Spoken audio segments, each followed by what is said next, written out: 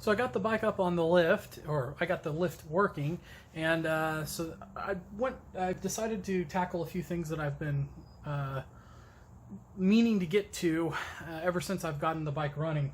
Even though I have a lot of fun cosmetic projects, I first really want to get the bike to be like 100% operational. So the first thing that I know is a problem is the clutch. It has, when I pull away from a stoplight or stop sign or whatever, it will do this kind of like pulsing, like slip sensation. And it's clearly like there's a momentary thing, and it makes a bit of a noise. I wasn't quite sure. It might have been like the brakes at first, because it kind of feels almost like the brakes aren't releasing. The clutch is definitely shot. So last night, after getting the bike jacked up, I popped the cover off, as you can see, and I'll put a picture on the screen, but the clutch basket's pretty shot. I think the plates actually might have some life left to them. We'll see once I get it all out. But yeah, today this is what we're going to be doing, is pulling this clutch out, take a look at what we got. Hopefully the hub in the middle is okay. I already know that the basket is bad, and I'm assuming the plates are going to be iffy, just because, again, based off of the things I found, not a lot of love given to this bike. I thought maybe, and I had even posted online, that maybe that the bike had been stunted based off of the damage I had found on the basket, and a bunch of guys said, nah, it's pretty typical for the dry clutches. And I'd serviced one of my Monster's clutches while I owned it. The other one I think got serviced when I took it in for servicing. So I only looked at the one, and it was not as gouged as this. This looks pretty bad, again, as you'll see from the picture. So we'll take it apart, and I'm always expecting the worst. Once this gets done, I'm going to need to also definitely bleed the brake and clutch fluid. I want to get all that replaced. It's been sitting there forever. Really wanted to get that done before I rode, but I just was itching to go for a ride. So I put a few 100 miles on it since I've been back. Anyway, I'm going to get to it.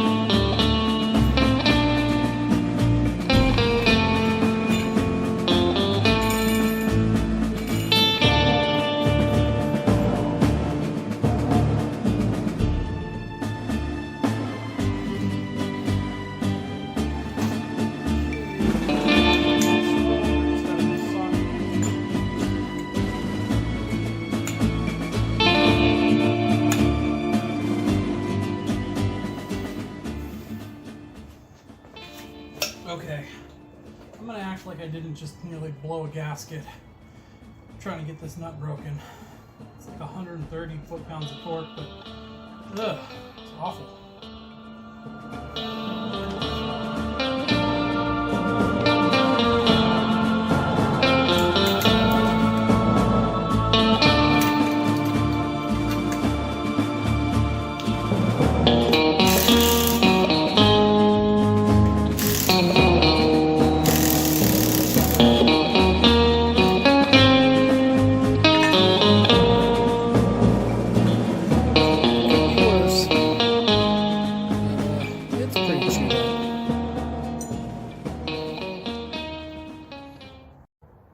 So a lot of people wonder, why is it that Ducati clutches rattle? And the answer is right here. This is the dry clutch out of my 916. I just pulled it out. You can see that there's a little bit of grooves worn out into the clutch basket here. This is the clutch hub with some friction plates. I just got 2 on there for demonstration purposes. Problem is, most motorcycles, this whole assembly is bathed in oil, and so it's kind of muffling the sound. So dry clutches are also a little bit more prone to this kind of wearing, but the sound comes from the interface between these teeth on the friction plates and the outer clutch basket. So basically it's in there rattling. So I put it in here. Doesn't sound exactly what my bike sounds like, but you get the idea. So that's basically what's happening. The teeth are in there bouncing back and forth as the bike goes boom, boom, boom, boom, boom, boom, boom, boom, boom. And that's what causes the Ducati dry clutch rattle. So, of course, it sounds a little bit different when you have a bunch of teeth in there doing this action, as opposed to I just have two. But yeah, that's what causes it.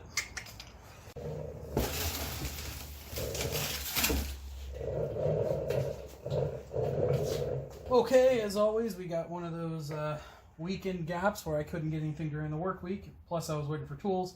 Actually, this stuff only came just a day ago. But we got the new stuff in. We got a new clutch. I went with a Barnett. Some people advise me against that. Other people say it would be fine. My best wisdom was to go to Gotham Cycles, whom I tend to get a lot of my parts from. And that was all they listed, so that's what I went with. Got a new hub. It wasn't very much. The old one was okay. You can see where hopefully it's coming out on the film. There's some wear marks, and in some places it's worse than others. I think this would have been okay to keep in service, but given how inexpensive this was, just don't tell my wife. Honestly, it was, I don't know, I think it was $70. So that'll eliminate any drag here. I don't care about how it looks, I just care about the clutch working well.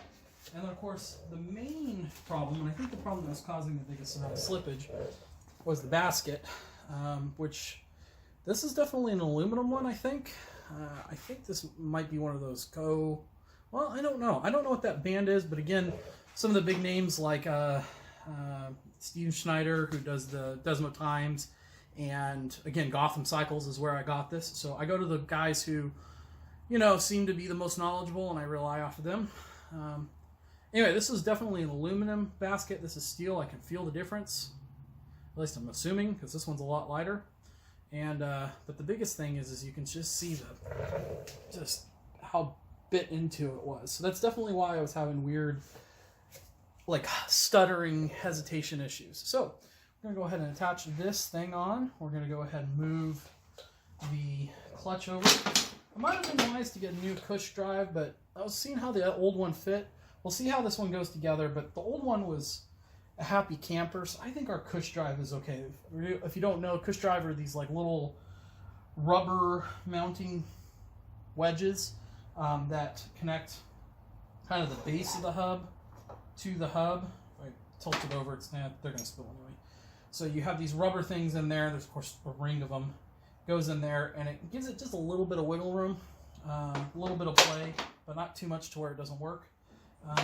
Anyway, that's those I think are healthy enough. So we're going to keep those old ones and get this back together. So, one other thing, the Barnett clutches are there's one little thing that's squirrely about them. First of all, I did also want to show you, almost forgot. Clutch was definitely worn out. Hopefully that's coming out okay on film. But you can see that there was a little bit of meat left on these, but not a lot. I haven't brought out the old micrometer yet, but this had minutes to go. This was only a ride or two left before it was gone. I don't know, a few hundred miles left on this at most. So this was just timed out, and we kind of nailed it, I think, right on time, because it's just like just ready to go. And so you can see with these fresh ones. Anyway, the Barnett clutches, I've had this problem before. The clutches are all kind of universal, and on my Monster, I had this problem as well, where they come with these additional weird-looking plates with these extra rings. If you follow the diagram, you just take it out of the package as it is. It'll tell you white dot facing outward.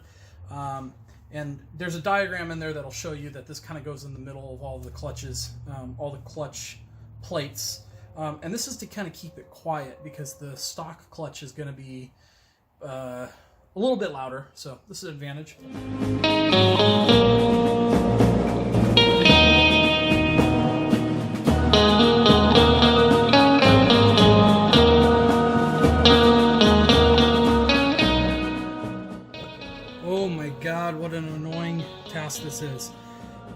this stuff isn't supposed to be lubricated, but I'm kind of flirting with the idea of maybe putting some silicone luber in there or something, because good grief, these parts don't want to line up. It's, you know, you've got this part, and you can see that there's teeth here, teeth here. The teeth are supposed to intermesh in between the rubber spots. Boy, oh boy, it just doesn't want to go. I'm trying to get them nice and lined up here, and they dance out of the way every time you touch it. Oh. Ah, sweet, we got it. Whew. Alright. Get that son of a bitch seated in there, and I think we'll have it set. Oh, man.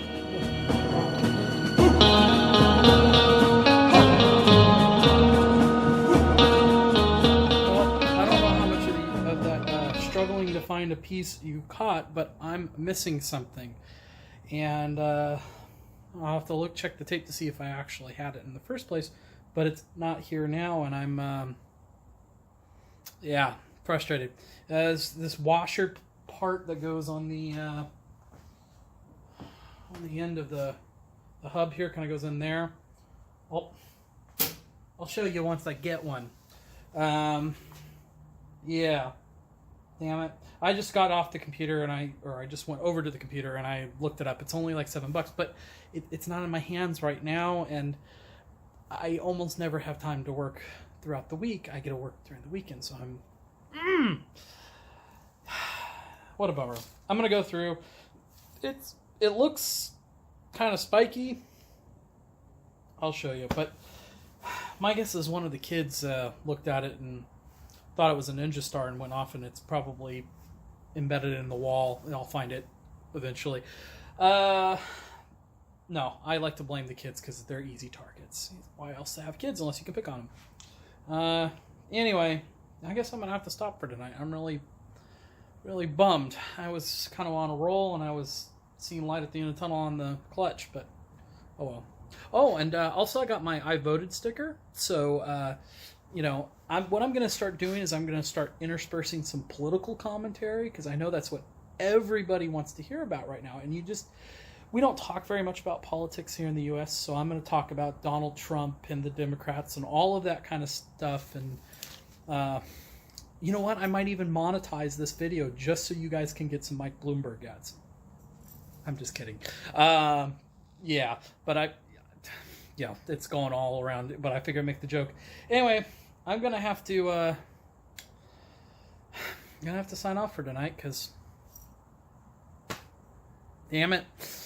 Well, the part I ordered still hasn't even been shipped from where it's supposed to come from, so I've driven out here to Newport Beach because, of course, the two other Ducati dealers in my near my home didn't have the part, so yay me, I get a good deal with the Orange Crush.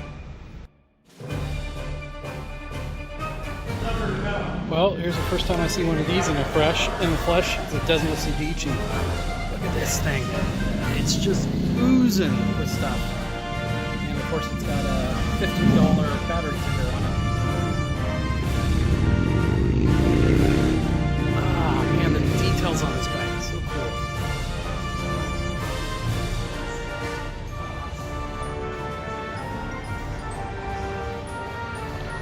And right next to it is a 1299 FE. It's the final edition. And a V4 916 edition. Foggy special, I don't know what they're calling it. That's so cool. How can I forget the V4R there, right next to it? A gajillion dollars worth of motorcycles here.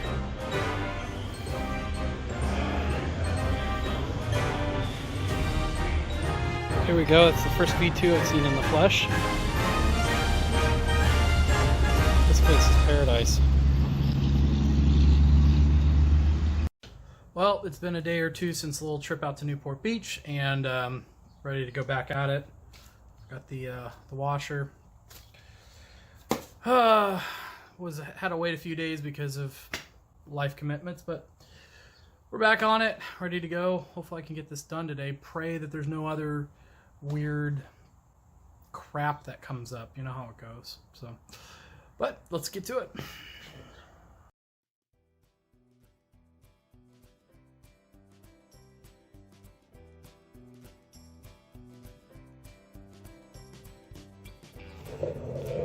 And it comes with this weird extra disc, not extra, but the weirdo plate. I think this is to help quiet it up, but you got to be really careful with this one. A thick plate in the back, dot facing outwards. Like that.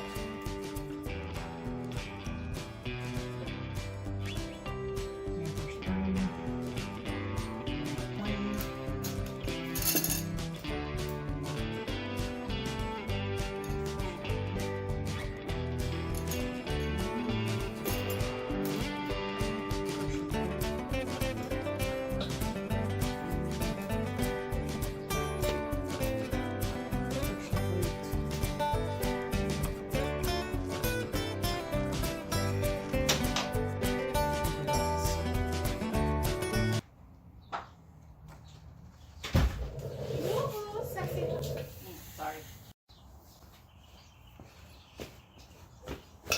Okay, brief wifely interruption over.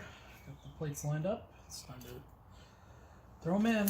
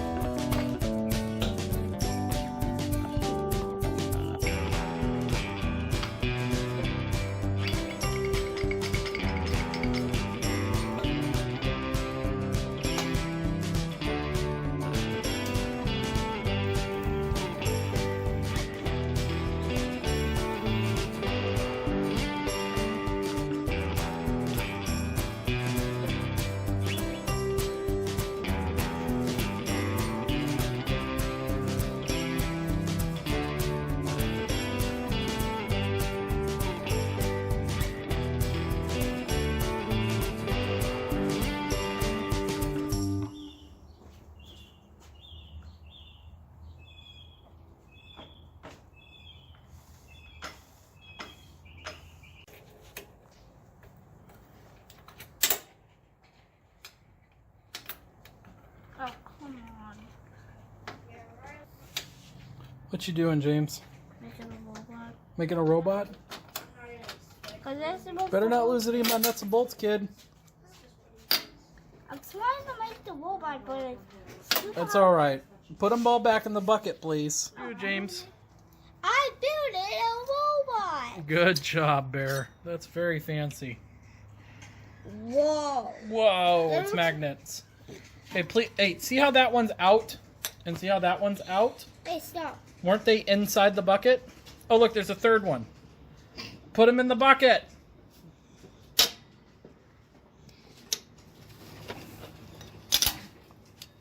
Okay, don't touch my bolts anymore.